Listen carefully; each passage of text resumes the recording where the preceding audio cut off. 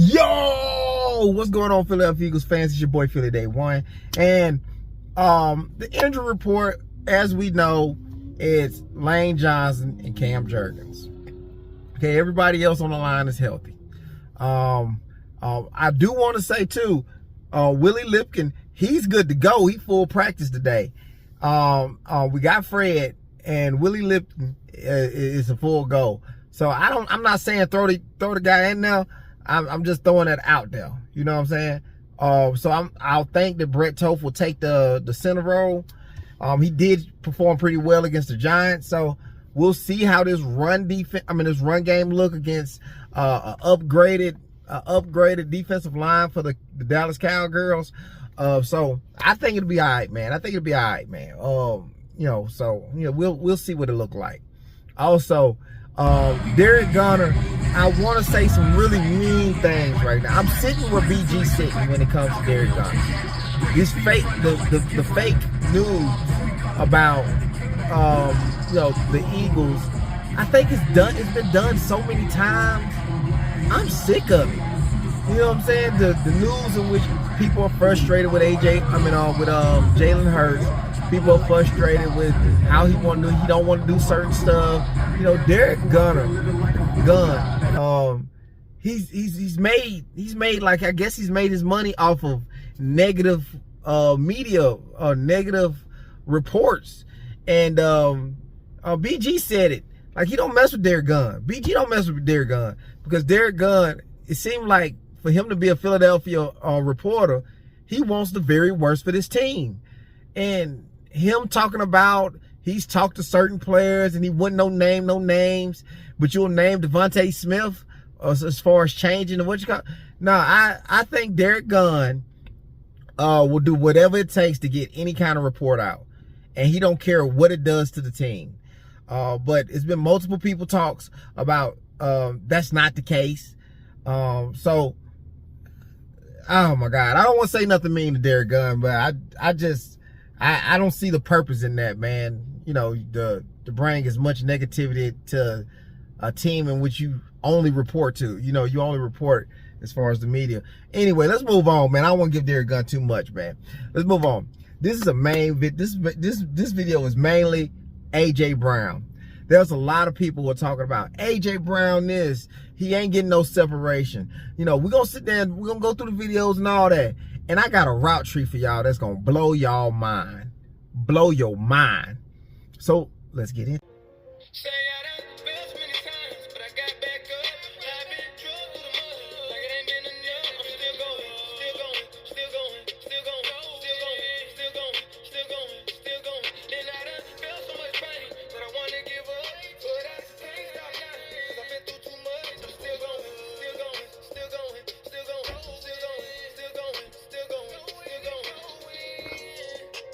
All right, let's get on into this thing, man. AJ Brown, I don't know if y'all been following the media talks on AJ Brown, people's opinion on AJ Brown, and it's AJ Brown ain't getting no separation. AJ Brown ain't open. AJ Brown he ain't running good routes. He's giving lackluster effort. It's like all of that. I'm gonna run a video of Ross Tucker kind of digging into AJ Brown, and let's run the video. You get to A.J. Brown, and I don't know if you guys have had other people say it. I'll say it. He doesn't look like the player he used to be. He does not get separation. He doesn't really get open. Even in man-to-man coverage, when it's one-on-one against guys these are not Quinyon Mitchells he's going up against. Yep, okay? Yep. This is Rock Yassin, who is like maybe the fifth cornerback for the Lions. Remember, the Lions have lost Terry and Arnold. They've lost other guys. And A.J. Brown, I'll give him a lot of credit. Super strong hands at the catch point, and he made some impressive contested catches. The question you have to start to ask yourself, why are they always contested? Yeah. Oh, yeah. So, my thing is this. Oh, he's very strong at the point. AJ Brown is a contested catcher, but he runs really good routes. Really good routes. There's no loss of explosion here. Because I have a former Pro Bowl wide receiver who's been in the game, who knows the game. Chad Ochocinco. went off to say he know the routes that AJ gonna run just by looking at the formation. Run this bitch. One problem I do have about watching the game tonight, the fact that I can still, I don't play for the Eagles. I don't play for the Eagles, but I watch a lot of football, and I watch the Eagles all season long. Hell, I watch every goddamn team. But the fact that I can tell you, based on A.J. Brown's alignment, I can tell you exactly what route he's running, that's not good. That's not good, because if I know it and I'm not watching film, I'm just watching the games each and every Sunday, what do you think those that are playing across from him are doing? He had 11 targets. I think he had maybe 11 targets or something like that, but it's the same stuff over and over and over, Unc. If he lines up 2 yards outside the number, if he's by himself, he's running the hitch. If he's at the top, or the slant. If it's 2x2 and Smitty's on the side with him, or the tight end's on the side with him, he's off the ball, he's running the slant. It's like the same thing. If he's inside, he's running the quick out. I mean, it's just or the stick right. It's just the same. There's really no creativity. And then put him in. And they like to put him on the left hand side, Ocho. They like to throw him the go ball on the left hand side. Yeah. If you notice that, Ocho, a lot of his go balls are on the left hand side. I mean, so I understand his frustrations. Not only is he not putting up the numbers he'd like to, but you know what's actually coming based on his alignment and where he is. Route recognition, formation recognition, and the tendencies are the same. Just by looking at the formation. And he's sitting there telling you right here. And if he know it, like he said, if he know it, you got to know these corners know it. You know what I'm saying? He's running a very limited tree. And I'm going to show you just how limited this tree is.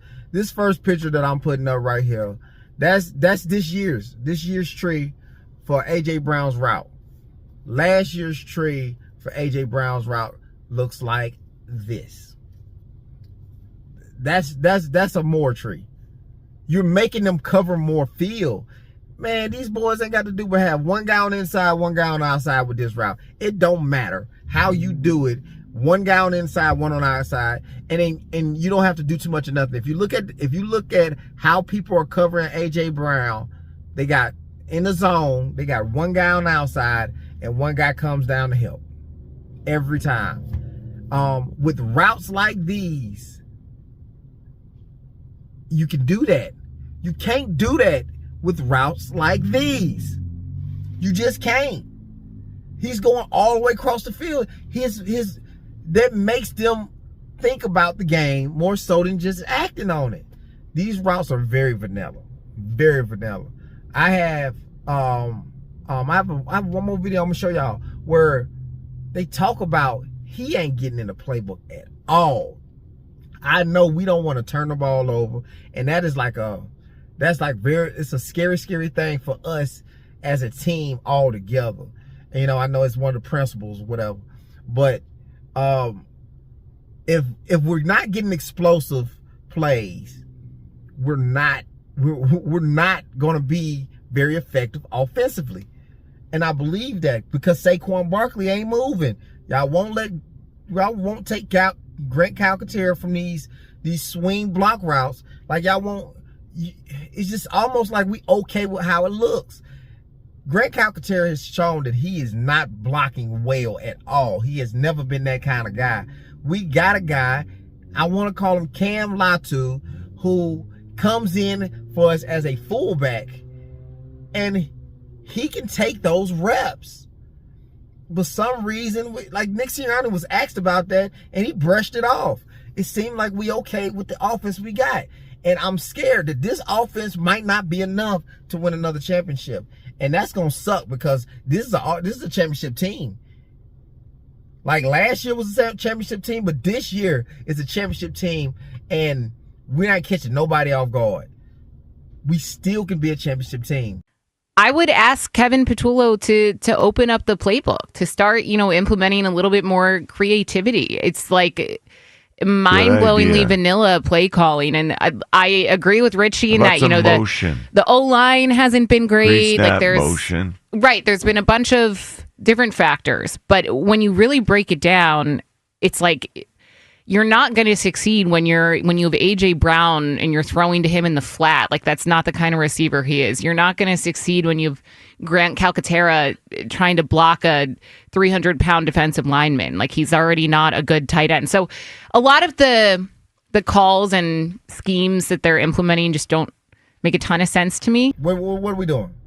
Okay, so that's all I got, man. Like, comment, subscribe. Turn those post notifications on so you don't miss no video. And we out. Let's go Birds.